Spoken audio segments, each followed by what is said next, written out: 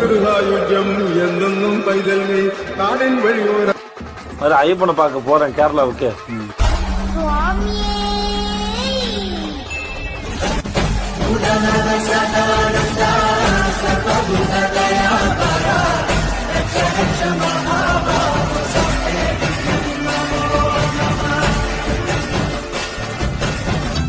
எட்டெடுக்கு மாளிகையோ பொம்பொருளோ எதுக்கு எட்டரோடும் குட்டரோடும் வாழ வேண்டி இருக்கு. காலடியை சேர்ந்து கூட்டா போதும் ஐயா எனக்கு.